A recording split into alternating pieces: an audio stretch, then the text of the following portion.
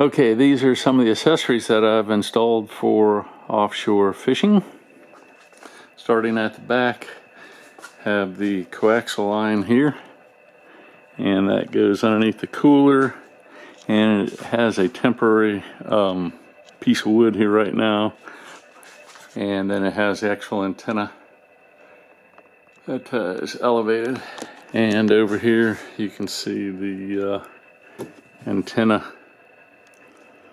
comes through, and then I've got the battery. That's a 12 volt 60 amp hour lithium ion battery, and I've got it wired up with a plug for a trolling motor, so it's high amperage. I used 8 gauge wire. Over here we have a meter that will show the voltage of the battery with an off-on switch so it doesn't always drain. I used Q-links for taking advantage of the secondary set of mounting brackets on the Fish Pro, and cedar wood, which I need to replace these, but it seems to be functional and water resistant. And then I've installed 2 bilge pumps. So down there is the first bilge pump, that's 750 GPM, and then the second bilge pump, so 750 GPM bilge pump is right there, and then the 1100 GPM bilge pump is right there. And the idea is the lower one's going to kick in and be the minimal draw and should pretty much always be sufficient.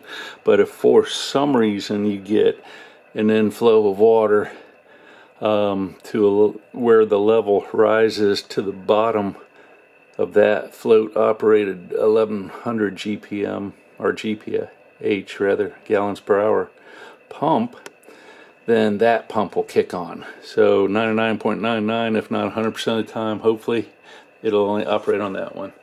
And that is 3 amperage of draw. That one there is 3.2 amperage of draw. And between the 2 bilge pumps here, you have up to half a gallon a second of discharge of water. That is correct. A half a gallon a second of water can be discharged from the hull of this. You're looking at a total of 1,850 gallons per hour divided by 60 minutes in an hour divided by 60 seconds in a minute, and that comes out to over 0.5 gallons per second. And as you can see, the wiring's right here. That comes up here, and then same there. You can see the 1.1/8 discharge tube. Routed that and secured it to this. I used a GoPro double-sided sticky tape thing that I had around because of the edge on the Fish Pro, so I want to make sure it doesn't cut into the piping. Here's rubber piping that goes to the, what is that, the heat box or whatever they call it. 1.1/8 bilge pump comes over here and discharges there, and the other one is right there. That's 3/4 inch, and that discharges right there. And so the power comes in through the trolling motor plug, and it's 8 gauge, and it runs all the way up here to here. And there's also 2 16 gauge wire that hooks up to both those pumps and then goes up underneath the hatch. So the 8 gauge wire goes up under the hatch. I'm gonna raise that up. Under the hatch we have a 12 spot bladed fuse box, and the 8 gauge wire goes to that inner 12 block fuse block. And then you have a separate line here for your radio. You have lines here for the bilge pumps. The radio has its own inline fuse that it came with. And then you have the bilge pump by Seaflow, and that has a 15 amp push button type breaker for that. Also, you can see this wire here, drilled a hole in here, use flex pipe and putty to keep water out, and that is for the radio. So I have a standard Horizon radio that has DSC registered. Push a button, they know who you are, and GPS shows where you are. In the back, you can see the fittings.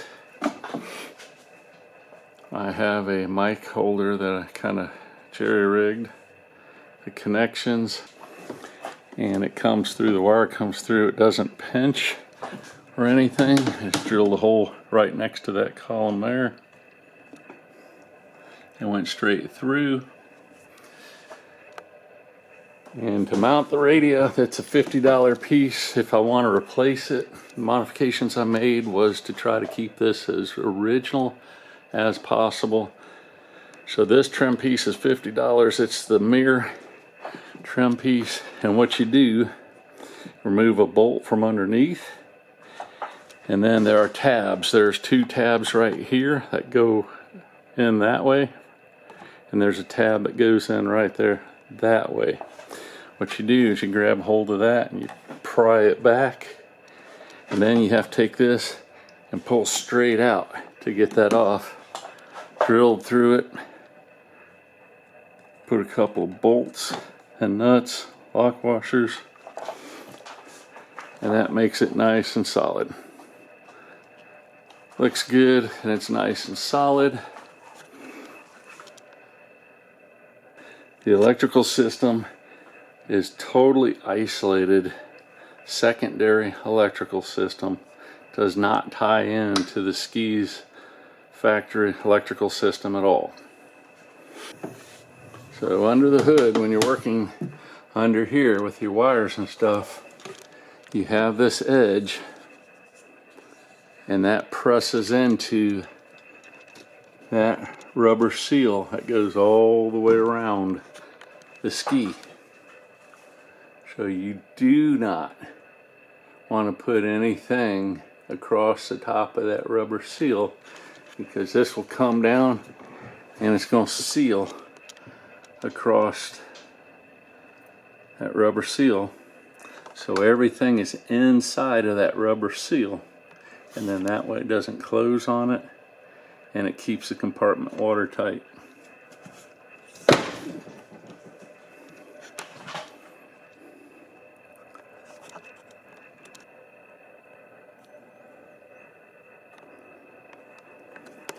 The antenna cable can go through the center of the cooler area, and there's a little opening there.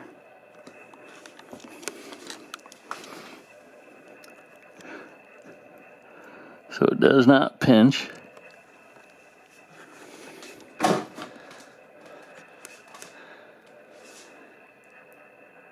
Made the bungee straps, bought bulk cord and connectors and made them of the appropriate length. These will go through and attach in between the line and the rod. Made them for each of the rod holders. The rod holders do hold pretty well.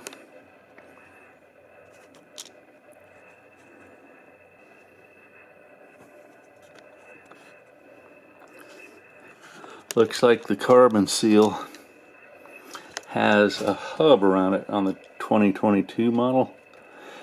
A lot of times, even with newer skis, it looks like, looking at other videos, that the carbon seal will throw water and oil or carbon whatever and make a line, a thin small line on the hull down below. But it looks like this is a cover to keep that from happening. There's really very minimal sign of anything being thrown down there, which is good.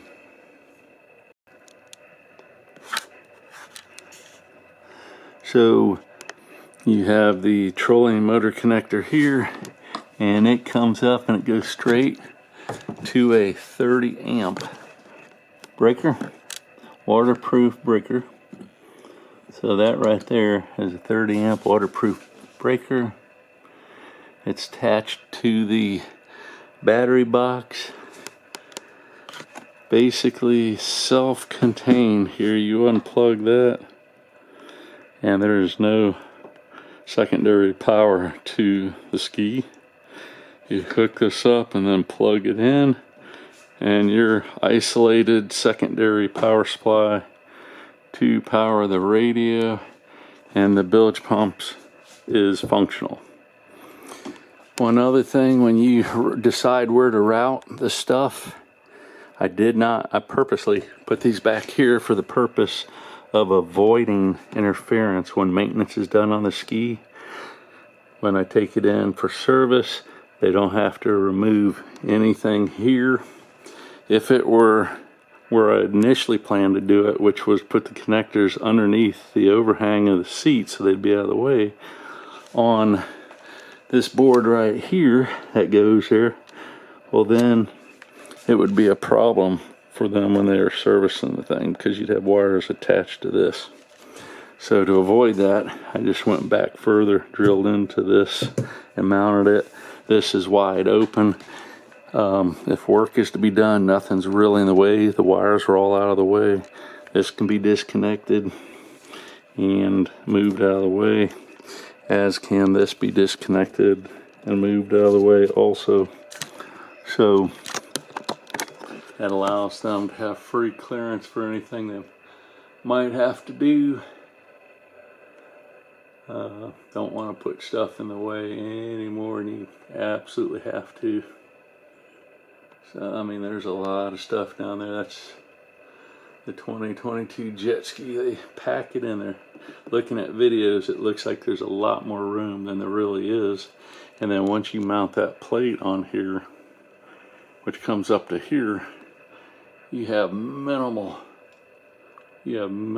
access to the engine. Even the dipstick is, I mean, right on the line there. So yeah, it's tight, definitely tight. So the last thing I'd like to cover is the anchor line.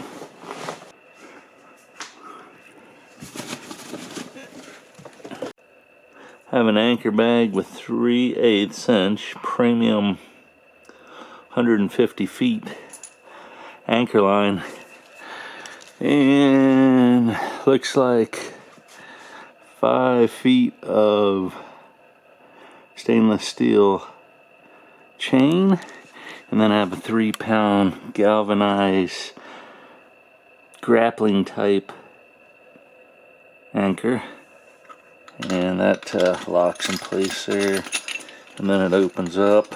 And then what I've done is attached it with an eye bolt or U-bolt, stainless steel U-bolt type deal there at the bottom, and then I've used 2 wire ties of the hopefully appropriate thickness so that it's a breakaway anchor.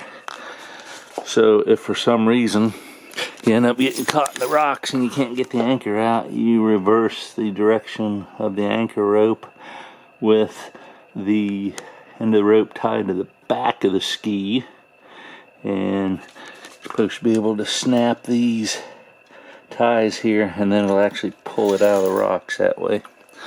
Had a 23-foot boat with a breakaway anchor system after I lost about a $700 outfit, and so got this set up,